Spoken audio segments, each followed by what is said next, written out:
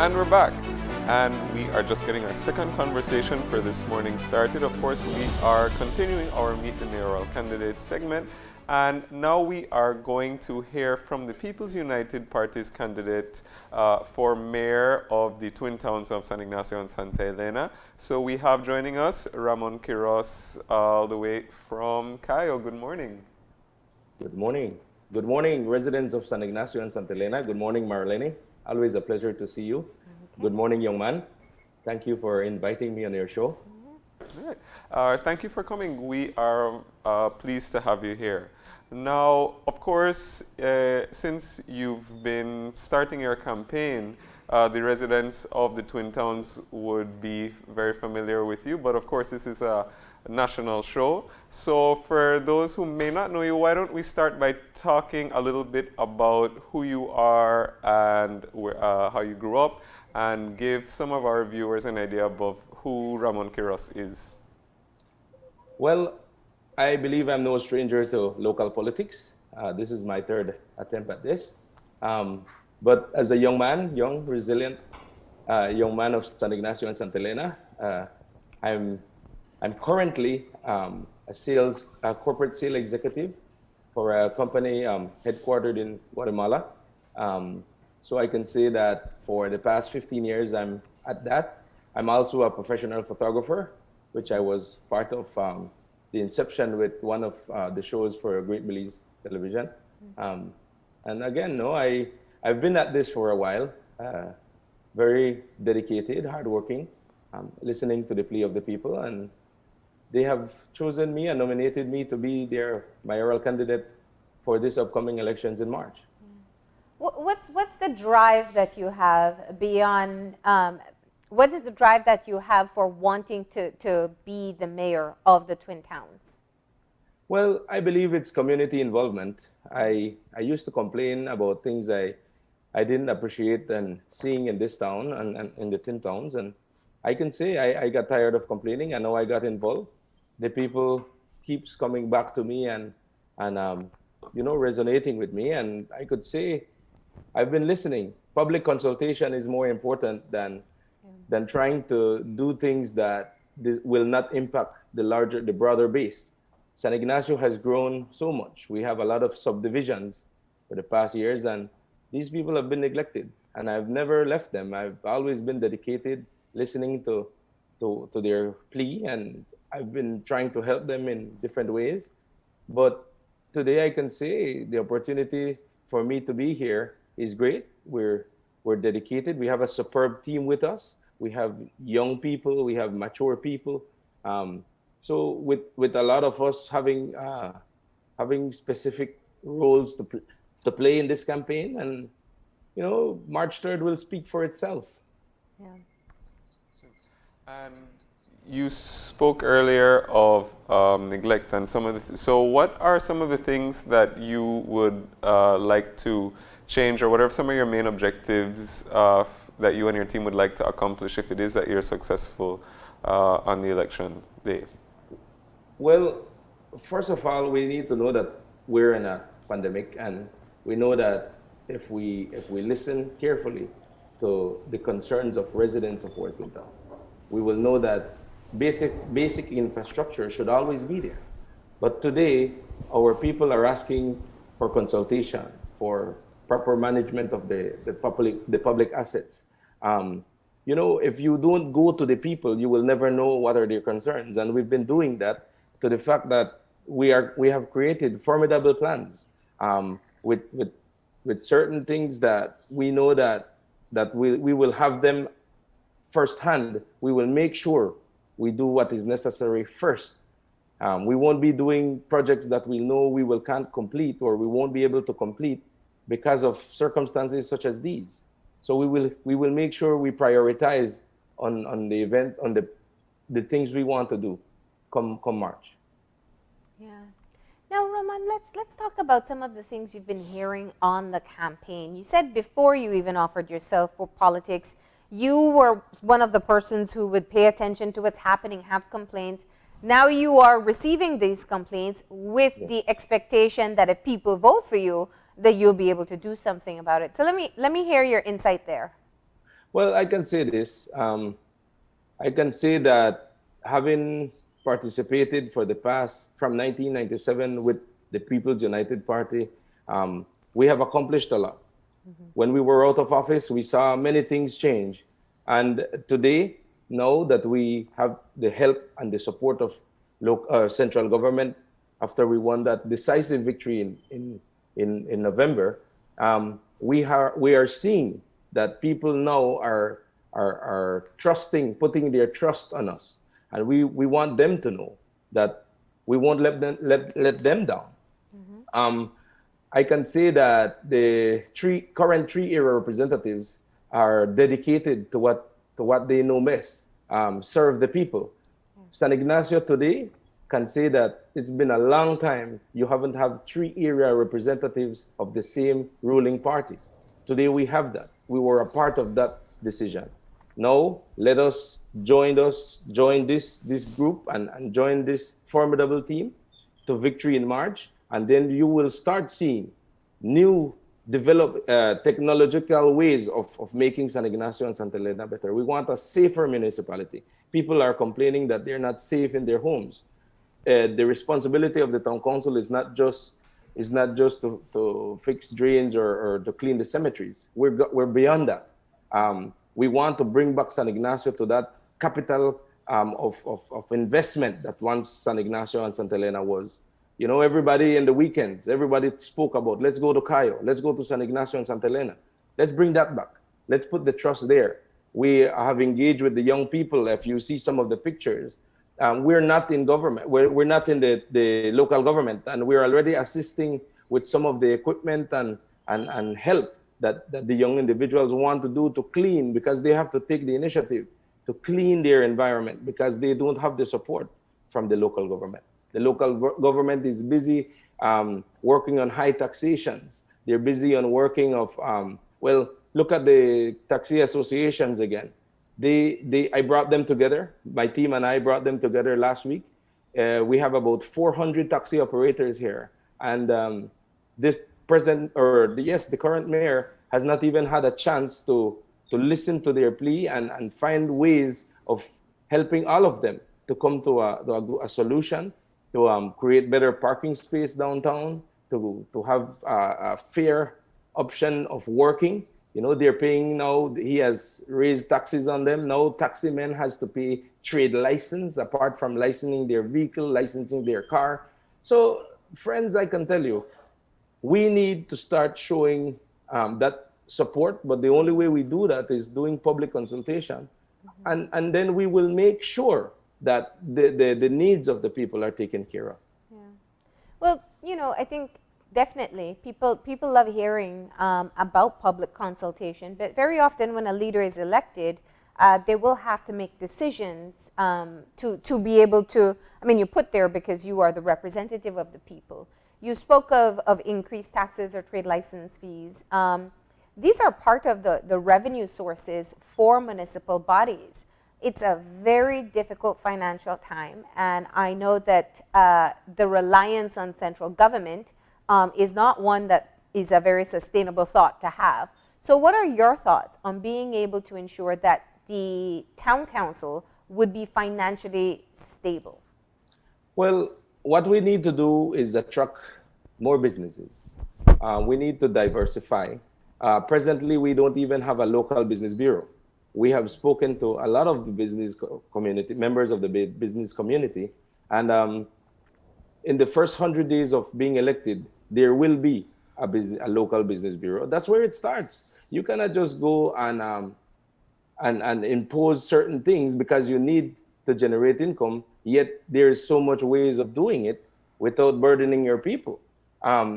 If you think outside of the box, then you will start finding opportunities. One of the good things with us is that we have people from different walks of life in our team, and they're the ones that are gonna help me, because this is not about micromanaging. This is not about only the mayor trap.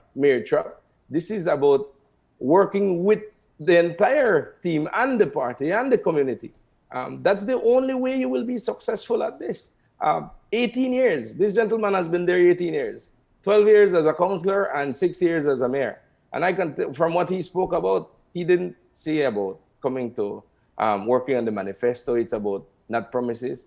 My friends, today is a different time in San Ignacio and Santa Elena. The youth will decide this election. We have about over 5,000 youths that are going to participate on the election process in March.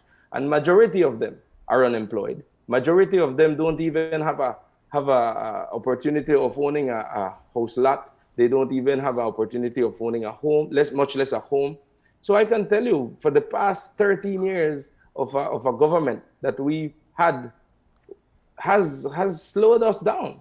You know, we're a resilient people, and we know that we have the capability of doing it. But if we have leaders in place that have a different agenda, then it will slow us down.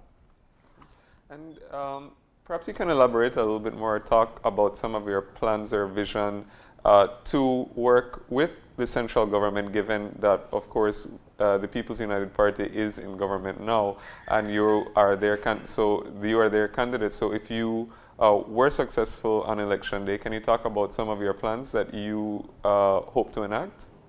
Well, one of the things I've been hearing, actually, what got me involved over 13 years ago. I live in an area of San Ignacio that people would refer to as Barrio Pobre. Why? Because it was on the outskirts back then. But we have a lot of alleyways like Belize City.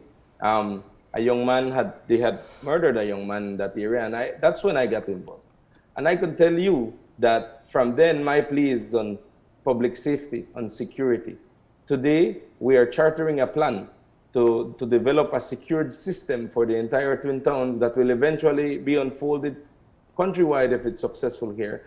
And I can attest to the studies and the market studies that we've done is that we will now move to a different level. We will start working at areas of interest, such as bringing back businesses, because we will not be concentrating of being scared anymore to open a business or to open later after hours, because we will have a safer town with the support of central government.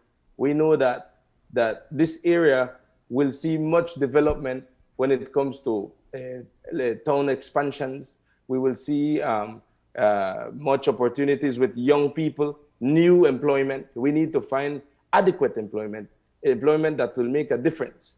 If you look at the southern part of Belize, you have a lot of banana farms, and each box of banana, what's the value? But if we can find ways of offering service to not only foreigners, but to our local residents all over the country, we will start opening more hotels, more restaurants that won't depend only on foreigners. Opportunities such as youth engagement for entrepreneurial skills, bringing them to the council, offering them advice how to open a business, what to do, the do's and what to do and what not to do. You know, those are things that are necessary. When you look at the health issue, we have presently the current Minister of Health in this representing the San Ignacio area. And I can tell you the support he's willing to give us. The NHI system must be enrolled. And those are things that the people are clamoring. You know, back then, people couldn't even go to the hospital. The condition to get to the hospital is another problem. But come March 3rd, we will be elected. I strongly feel like we will be elected. And after that, we will start working on the plans that we have put together for the residents. So tell us a bit about the platform for your campaign. What are you, you're going out and you're doing your house-to-house visits, you're taking your team along with you. What are you committing to the residents of San Ignacio and Santa Elena? Well, our platform has been equal representation. The residents of Santa Elena has always clamored for equal representation. And we plan to do that. After we get elected, we plan to have a full-time office in Santa Elena. We plan to have a deputy mayor there with a town administrator, with a full staff, so that we can make San Ignacio and Santa Elena grow together. If we don't do that, then we're doing the same thing that these past candidates have been doing. So, like I said, our platform is equal representation, roles and responsibilities. We plan to have portfolios for each councillor, so that our counselor may be engaged with the people and also be held accountable for what he's doing according to the Town Councils Act. Yeah. So I can say it's been a good feeling going on the campaign trail and listening to the concerns of them and people seeing hope. People are seeing the light on the end of the tunnel, not on the light on the end of the curve, but at the end of the tunnel, because we have come here. This drought has been long enough, 18 years of the present town council. And I believe it has come to an end for them and the beginning of a new. And talk a little bit about your slate and the team that you have together, and why people should vote for the team as a whole.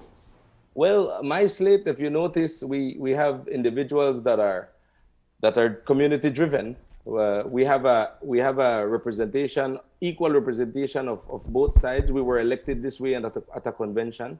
I can start with Mr. Zaire Figueroa, an educated young man, accomplished, and he's a young entrepreneur, but he's good at what he's doing. He's a sport avid young man. He's very into sports, has represented us in the cycling federation. We have Mr. Aaron Mai, who is a pastor, a youth pastor, and also an instructor at the Cayo Set. He is very dedicated to what he does. I made a little note of him and I said, he's creative, he's organized, he's a spiritual and versatile young man. We also, on the slate, we have Mr. Matthew Preston. He's a hotelier, and also he's work at the engineered projects. And this young man brings a lot to the table. We bring youth, we bring maturity, we bring, equal, we bring security. We have a former police officer of 10 years. We have a teacher, a preschool teacher, Miss Shirley Neal, a young lady from Santa Elena, very proud young lady from Santa Elena to work with us. We also have a team that can encompass a vision that can work along with the central government, and we're willing to do that for the residents of San Ignacio. We don't believe in micromanagement. We don't believe in it, and the next 3 years after this will be a form of we will attest to that we will be inclusive. So Manji, tell us, if you were to fast forward 3 years from now, and you were the serving mayor of San Ignacio, Santa Elena, what would be the biggest difference that residents would be able to see in the municipalities? Well, I can say this. When local government and central government comes together, they create a plan that can work for everyone. My friends, the sky is the limit. We know that their interest is at heart. We are willing to put all our time. We're willing to work at this we want to be very dedicated at what we do. I can say, Marlene, that in 3 years' time, the same people that will get us to office will judge us on it. We have a plan also of creating one of the cleanest municipalities in the country, and we want to do that by creating a 24-hour garbage collection. This town has a population of 13,000 voters. The town is enormous, and if we don't move with the times, we're gonna start seeing what is happening now. We're gonna continue seeing that. I can say, man, I'm ready for the challenge, and my team is as well, and we're ready to work with the 3-year representatives and the community at large. We're ready. Are there differences in the needs for residents of Santa Elena versus San Ignacio? Well, residents of Santa Elena always wanted their fair share for the fact that majority of the businesses were dedicated only to San Ignacio, and also road expansions, schools, different things. Now in Santa Elena, people want to mention. People want to be mentioned. People want to be included. There's not a market in Santa Elena. There's not a police station in Santa Elena. There's not. Well, the health system there is not really functional. So people want certain services. when people go to pay their taxes at the council, they want to see it directly injected in their surroundings. And the residents of Santa Elena are not seeing that presently. So we need to go to the drawing table, and we need to go to the drawing table and make sure that every aspect of the Twin Towns is being taken care of. We want to build some research centers for the underprivileged kids in Santa Elena and San Ignacio, so that they can have adequate internet, computer, printers. Because if you notice, this COVID-19 has taught us one thing. Teachers can give you projects and give you a package to go home and get it done. But if you don't have the resources to get it done in your home, or don't have the internet, then you won't be able to even accomplish what you need to do for the schoolwork. And I can say is, if we get to do that, we will start seeing more kids being more dedicated to school, becoming better children for the society. And that's how a society grows, you know?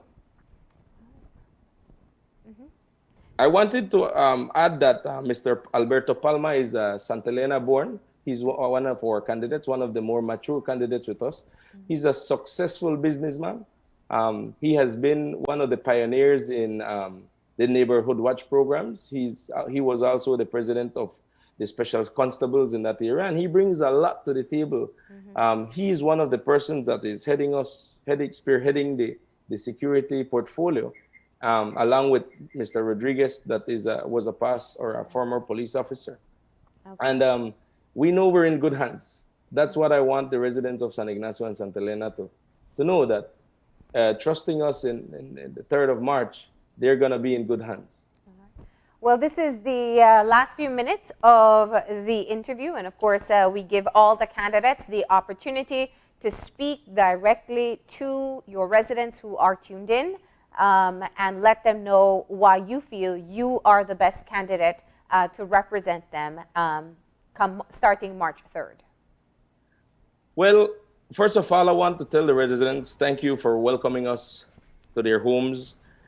We want to assure them that the drought has come to an end. We have brought together a team of formidable, competent, mature, dedicated, honest men and women who has the best interest, the people's interest at heart. Let us now come together. Let us come together and build back that city on the hill, like our forefathers envisioned. Let us do that. Let us be proud again. Let's hear the best come from the West, no? And I could say we're happy. We're happy on this journey, and looking forward for the elections in March. We want to thank you very much for your time, for listening, for being in tune, and we want to thank you very much. All right, and we thank you too for participating in our Meet the Mayoral candidate. Of course, we've been telling all the candidates to please be safe on the campaign trail. We are on a pandemic. So, of course, you and your team take care out there, and thank you for joining us. Thank you, and you guys be safe as well. Thank you very much. And with that, we're going to go ahead and take a break, and when we come back, we're shifting gears. We're going to be talking to a representative of the National AIDS Commission and talk about the HIV response that they've been rolling out in the pandemic time. So stay tuned. That's coming up in a few.